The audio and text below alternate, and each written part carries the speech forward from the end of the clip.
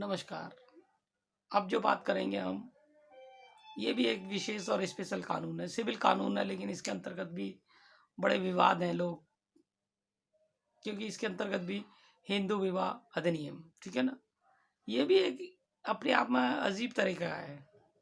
कारण है कि लोग शादी करना चाहते हैं और शादी नहीं कर रहे थे लोग। कहीं परिवार के लोग राजी होते हैं, कहीं नहीं होते।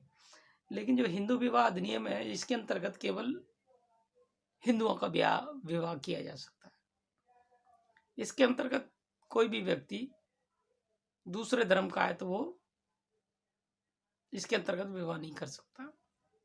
सबसे पहली शर्त यहाँ ये है कि वो उसका हिंदू होना मस्ट है, लड़की लड़के का। दूसरी शर्त इसके अंतर्गत ये है कि दोनों, पहली शर्त ये है कि आप भारतीय हो, दूसरी शर्त ये है कि आप हिंदू हो, तीसरी शर्त ये है कि आप का आयु का जो परिपक्वता है, लड़की की 18 साल और लड़के की 21 साल, ये मैच्योर की होनी जरूरी है, ठीक है ना? तभी ये शादी हिंदू अधिनियम के अधीन रजिस्ट्रार तहसील या रजिस्ट्रार ऑफिस के यहाँ जहाँ भी आप बैठा रखे हिंदू मैरिज अधिनियम के अधीन वहाँ रजिस्टर्ड हो सकती है, वरना नहीं हो सकती। हर राज्य के अंतर्गत इस तरह के प्रावधान है, ठीक है ना? इस तरह जो हिंदू विवाह अधिनियम के अधीन जो मैरिज है रजिस्टर्ड कर की जाती है, उनका अपना प्रोसेस है, ठीक है ना? अब आप कहोगे इनका प्रोसेस क्या है? इनका सबसे पहला प्रोसेस ये है कि आजकल तो ये ऑनलाइन रजिस्टर्ड होती हैं। रजिस्टर्ड होने के बाद आपको किसी मंदिर में शादी करनी होगी, शादी करने के बाद उसके फोटोग्राफ्स वगैरह सब लगेंगे, और लगने के बाद वो फिर तहसीलदार के पास जाएंगे। तहसीलदार मीन्स जो रजिस्ट्रार ऑफिसर है, ऑफिसर नियुक्त कर रखा है मैरिज के लिए हिंदू विवाह अधिनियम के अधीन, जो भी किसी को भी दे रखा है, जो भी रजिस्ट्रार बना रखा है इस मामले में, जो भी अधिकारी हैं, ठीक है ना, उनको इस तरह का पावर दिया जाएगा कि वो सबसे पहले दोनों की सारी चीज़ें फॉर्म भरते हुए, ऑनलाइन चलता है आजकल तो वो भरा जाएगा। उसके बाद उन्हें एक अपॉइंटमेंट दी जाएगी कि आप उस दिन आइए, और विवाह करने के बाद नीचे हिंदू रीति रिवाज के अनुसार सप्तपदी अर्थात 7 फेरों के साथ किसी मंदिर या उसमें मैरिज हुआ होना चाहिए। मैरिज करवा होने के बाद वो सिर्फ एक रजिस्ट्रेशन का जरिया है, हिंदू विवाह अधिनियम, ठीक है ना? तो वो सब कागज आपके जब इकट्ठे हो जाएं तो आपको ये सरकार के यहाँ एक मैरिज का सर्टिफिकेट मिल जाता है कि आपने शादी किया हुआ है। उसमें बाद में ये हालांकि कानून पुराना है और पहले से ही है, और इसकी ज़रूरत इसलिए पड़ गई थी क्योंकि बहुत सारे लोग शादी करके बाद में मुकर जाता जाने लगे थे कि भाई हमने शादी नहीं की है, और ये न्यायालयों के लिए चैलेंज का विषय हो गया कि इस शादी को किस तरह प्रूफ किया जाए।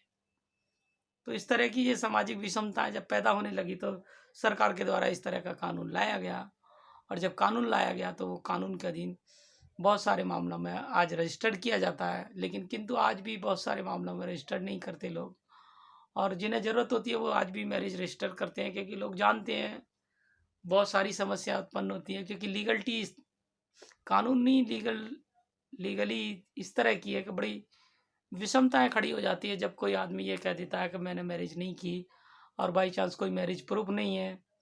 सामाजिक रूप से आप पहले तो मैरिज को साबित करोगे, तब जाके कहीं आगे केस चलेगा किसी मामले में।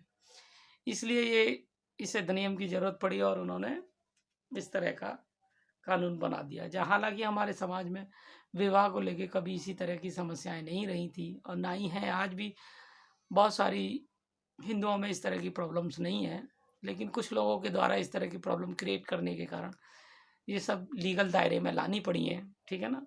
और ये कानून के अधीन काम करती हैं, क्योंकि कानून का भी एक अपना तरीका होता है राज्य के अंतर्गत कार्य करने का, और वो तरीका नहीं है तो फिर राज्य को इस चीज़ को चुनौती मिलती है। उस चुनौती को समाप्त करने के लिए इस तरह की कानून बनाने की अति आवश्यकता होती है, ठीक है ना? अब जब वो इस तरह सब हो गया, इस तरफ होने के बाद आप समझ सकते हैं कि सारी चीज़ें ठीक ढंग से कार्य कर रही हैं, ठीक है ना? और कार्य करने के बाद आज की जो पोजीशन है और स्थिति है वो एक अलग ढंग की है कि हिंदू विवाह अधिनियम के अधीन लोग, बहुत सारे लोग रजिस्टर्ड कराते हैं, और रजिस्टर्ड कराने के बाद इस तरह के डिस्प्यूट्स होते हैं तो वो सर्टिफिकेट्स प्राप्त कर लेते हैं, और सर्टिफिकेट प्राप्त करने के बाद और इसकी एक निश्चित फीस भी होती है जो सरकारी ऑफिस में जमा कराई जाती है। बिना फीस के ये कार्य नहीं होता है। इसके अंतर्गत एफिडेविट्स भी जाते हैं, और अगर आपके द्वारा कोई झूठा एफिडेविट दिया गया है या किसी गलत तथ्य के आधार पर दिया गया तो आपके खिलाफ भारतीय दंड संहिता के अधीन कार्रवाई भी की जा सकती है। जो व्यक्ति गलत एफिडेविट और जानकारियाँ दे रहा है वो वहाँ के रजिस्ट्रार ऑफिसर अधिकारी जो भी हैं वो रजिस्ट्रार ये सब करा सकते हैं। ठीक है ना। नमस्कार।